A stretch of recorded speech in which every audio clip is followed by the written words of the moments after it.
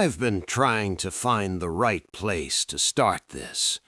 I've been sitting here for the better part of an hour, looking at the window, looking at my hands, starting sentences in my head and stopping them.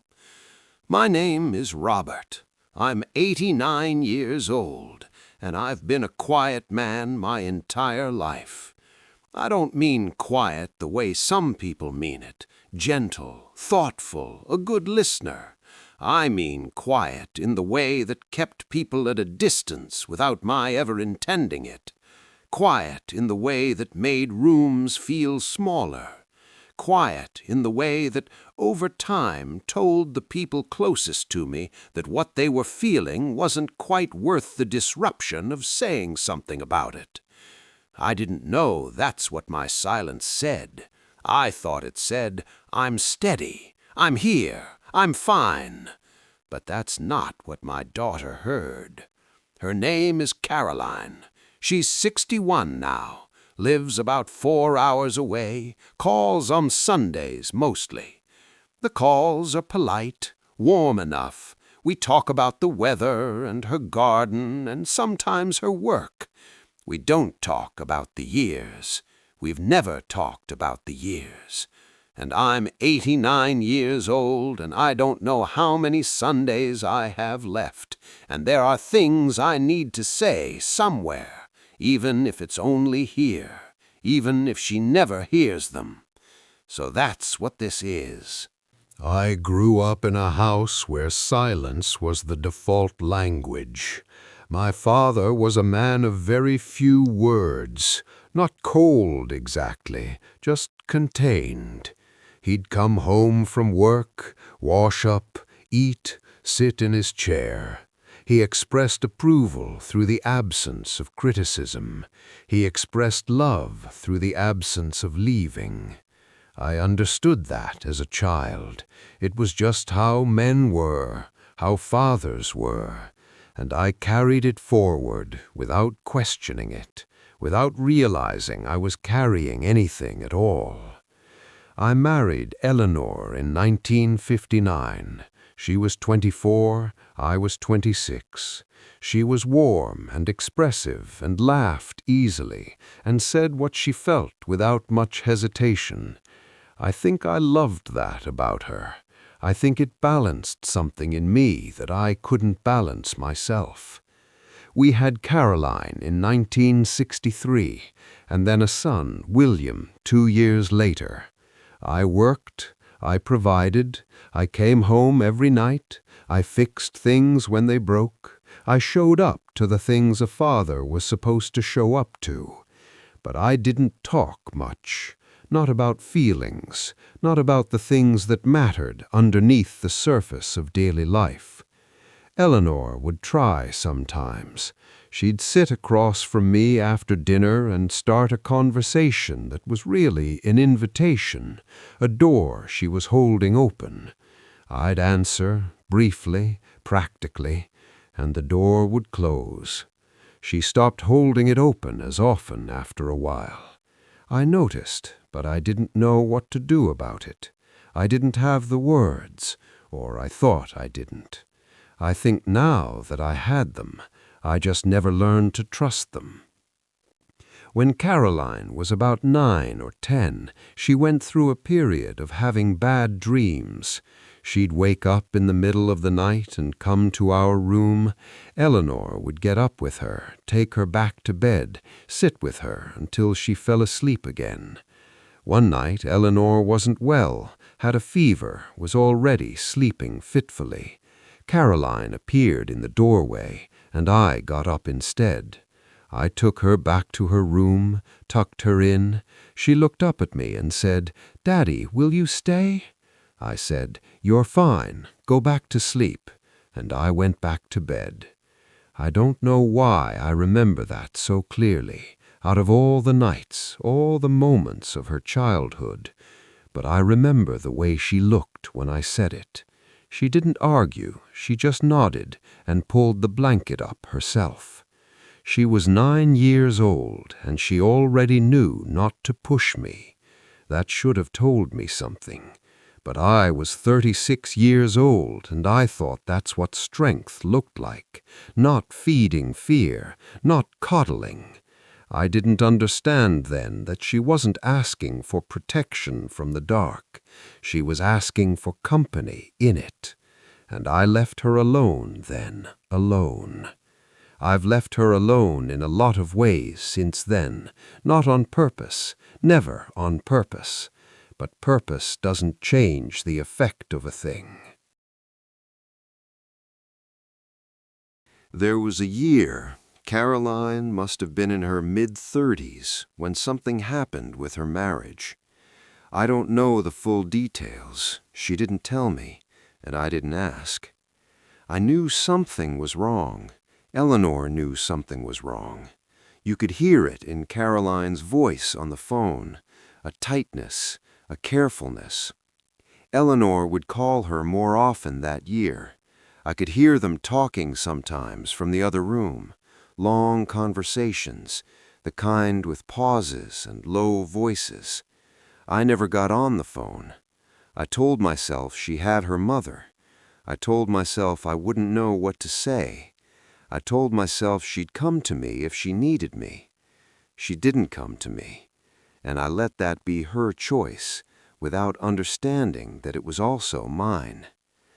One Sunday she came to visit alone, without her husband. We didn't address why. We had lunch, we talked about ordinary things. At some point in the afternoon, she and I were alone in the kitchen for a few minutes. She was standing at the counter. Her back was partly to me. And something in the way she was standing told me she was carrying something heavy. I knew it. I felt it. And I stood there with my coffee cup, and I didn't say anything. Not, "Are you all right?" Not, "I'm here if you want to talk." Not even just her name, said gently, the way you say someone's name when you want them to know you see them. Nothing. She turned around after a moment and smiled at me, that careful smile, and we went back to the living room. I've thought about that kitchen moment more times than I can count. What would have happened if I'd said something, anything? I'll never know. Eleanor died in 2011, 12 years ago now. She was the one who held everything together in the ways I couldn't, the one who knew when Caroline needed a phone call or a visit, the one who translated me, I think, to our children, who filled in the spaces my silence left. When she died, those spaces became rooms. Caroline came to stay for a few weeks after the funeral. We were in the house together, just the two of us, for the first time in decades. And we were strangers in a way that neither of us said out loud, but both of us felt. We were polite, we were kind, we took care of practical things. We sorted through Eleanor's belongings. We made decisions about the house. But we never talked about our grief, not once. We grieved separately, in the same rooms, at the same table, in complete silence. I think Caroline needed me then more than she had since she was 9 years old, standing in her bedroom doorway. And I did the same thing I did that night.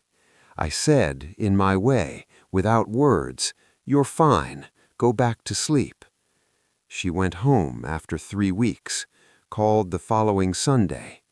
We've been calling on Sundays since. I think we both understand that the Sunday calls are what we have, that whatever was possible between us narrowed somewhere over the years into something that fits inside a 30-minute phone call once a week. I did that. Not alone, not entirely. These things are never entirely one person. But I did most of it. With my silence. With my inability to cross the small distances that were never actually that far. Last year, Caroline came to visit for my birthday. She stayed 2 nights. We had dinner. We watched an old film on television. We sat on the back porch in the evening. At one point, she asked me if I was doing all right, living alone, managing. I said I was fine. She nodded, looked out at the garden. There was a pause that lasted maybe 30 seconds, 30 seconds of quiet that could have been something else, that I could have filled with something true. I'm not fine, I could have said. I'm 88 years old and lonely in a way I don't have words for, and I've been thinking about you and all the years and all the things I never said. I could have said, I know I wasn't easy to reach. I know I left you alone when you needed company. I know the distance between us has my fingerprints on it, and I'm sorry. I'm so sorry. I could have said, I love you, not in the way I assumed you knew, out loud, plainly, right now on this porch in the evening before it gets too dark to see your face clearly. I said none of it. I said, the garden needs work, I just haven't gotten to it. She said, I can help with that tomorrow. And we went inside. I lay in bed that night, and I knew that I had stood at the same door I'd been standing at my entire life, the one that leads to the real conversation, the one Eleanor used to hold open for me. And I had walked away from it again, at 88 years old, the same as at 36, the same as at 50, 60, 70. I'm going to call her this week, not on Sunday, not at the usual time, just a call, in the middle of a Wednesday or Thursday when neither of us is expecting it. And I'm going to try to say some of what I've said here. Not all of it, maybe not even most of it. I'm 89 years old and I still don't know that I have all the words, but some of it, enough of it. I want her to know that I see it now, the kitchen moment, the nights I didn't stay, the years after her mother died when we should have held on to each other and I didn't know how. I want her to know that my silence was never about her. It was about a man who was given a language with no words for the things that mattered most, and who passed that poverty on without meaning to, and who spent 89 years learning that the cost of quiet is sometimes the distance of the people you love most. I don't know if it's too late. Maybe it is.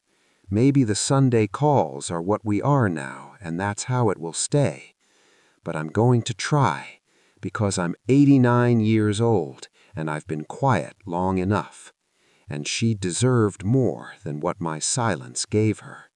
She always did. She always did. If you've stayed with me through all of this, thank you. I don't know who you are. I don't know what your story is. But if there's someone in your life who has been waiting for you to say something, maybe today is the day you say it.